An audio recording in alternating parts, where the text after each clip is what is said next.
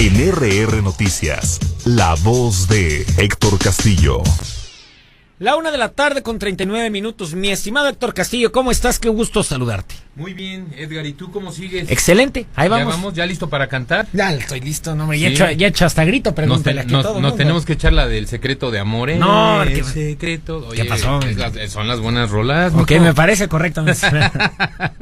Muy bien, Edgar. Pues aquí saludándonos. ¿Cómo estamos? Pues muy bien. Aquí vamos a hablar de un tema, Edgar, que a mí me parece que se ha trillado un poco, pero desafortunadamente sigue siendo un tema de actualidad. Y es este tema del acoso escolar. Los niños y niñas que molestan, que torturan, que maltratan a otros niños y a otras niñas de su misma edad o incluso de otras edades. Ajá. Y bueno, pues eso es de lo que vamos a hablar hoy. En términos americanos, porque esta es una palabra que también se sembró en Estados Unidos, era el bullying famoso. Es correcto. Y que siempre ha existido. Desafortunadamente en las instituciones educativas y en muchos lugares hemos podido constatar, incluso en clubes deportivos, en lugares donde hay reunión de niños, siempre hay un niño pues que se siente más que los demás. El gandalla, ¿no? Por así Pues llamarle. sí, pues la verdad es que sí, tristemente sí son niños que quizá no han encontrado en su familia esta educación en el respeto, el amor, la comunicación, y bueno, pues su papel es estar molestando siempre a los demás, ¿no? Una pregunta, ¿será porque tienen algún complejo esos niños los que molestan? ¿O porque en realidad simplemente no los han educado? Mira, yo creo que tienen más que ver con la cuestión educativa en casa. A veces las familias vamos creciendo sin un plan. Y eso nos ocurre a todas las familias. De repente ya tenemos 2 o 3 hijos. La señora que se está haciendo cargo de sus hijos, pues a veces está atendiendo a uno y a otro, pero va permitiendo que se dé algunas situaciones dentro de su casa, entre sus mismos hijos, y por cansancio, porque esa es la verdad, a veces por ignorancia, a veces por otras razones, quizá pues no les da la importancia necesaria y vamos formando niños acosadores, esa es la verdad. Sí, entonces se nota desde la casa, pues, o sea, en la casa un niño que se comporta, vaya, no existe este niño que en la casa es un santo y que en la escuela se trae a todos de bajadita. Ese niño no existe en la vida real.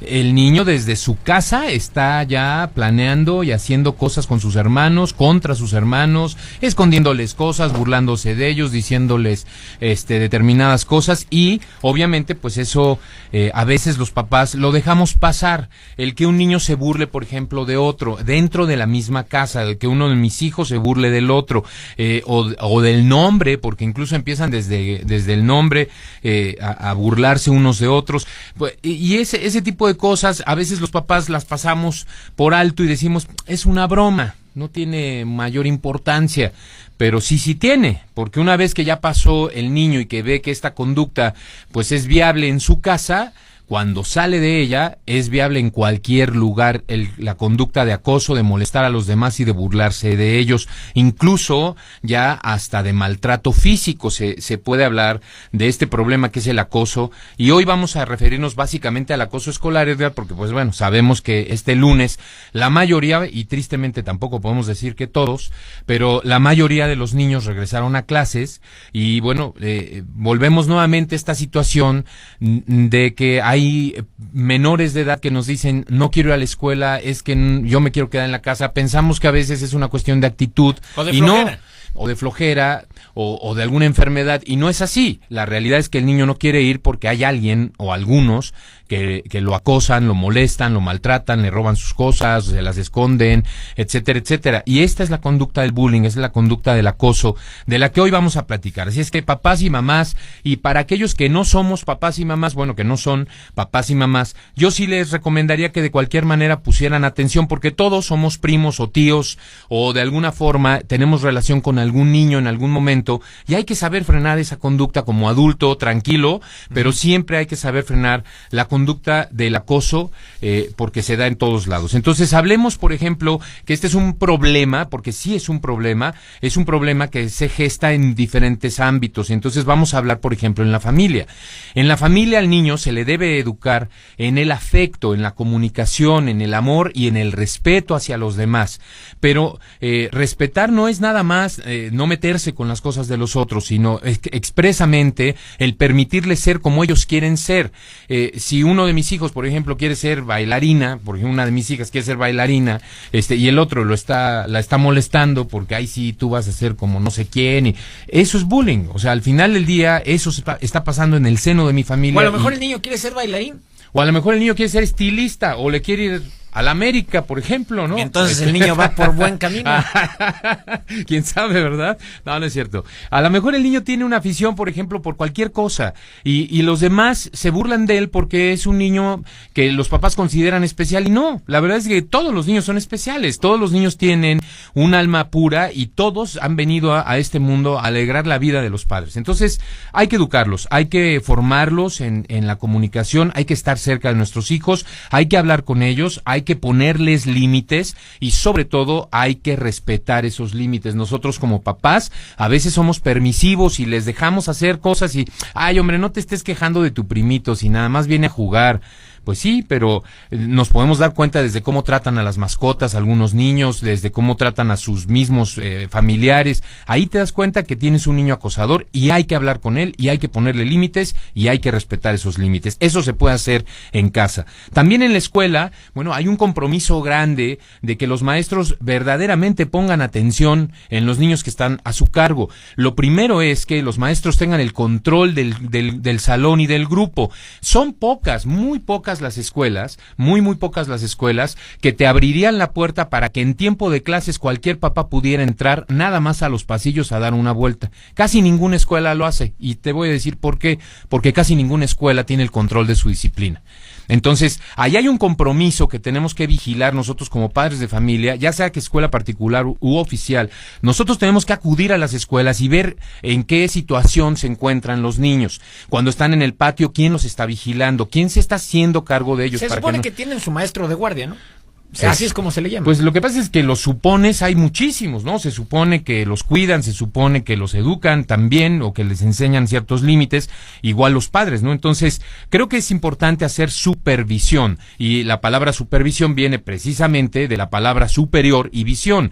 Tener la visión superior, es decir, darnos una vuelta de vez en cuando a la escuela y ver cómo está acomodados los salones, y ver que los niños realmente tengan a alguien que siempre los esté vigilando, y que en un momento dado, si nuestros hijos nos están denunciando una situación, hacerle frente a esta situación, presentarnos en la escuela y aclarar el punto. Hablando de las escuelas, mi estimado Héctor, y para no perder tampoco el sentido de este espacio, te lo digo ahora en tono de noticia. El día de hoy, en una sesión con la Comisión de Educación por parte de los diputados, aprobaron que por parte del titular de la UCEBEC se analicen y detecten las escuelas con mayor incidencia de bullying, lo que tú llamas el acoso escolar, con el fin de que se contraten ahora psicólogos que estén al pendiente de ello. Sin embargo, no creo que un psicólogo pueda resolver este problema tan grande que ya existe con los niños y que ha existido durante hace mucho tiempo. Sin embargo, ahora ya también conocen la palabra bullying y se sienten muchísimo más que otro niño, claro. Y ahora quieren hacerlo.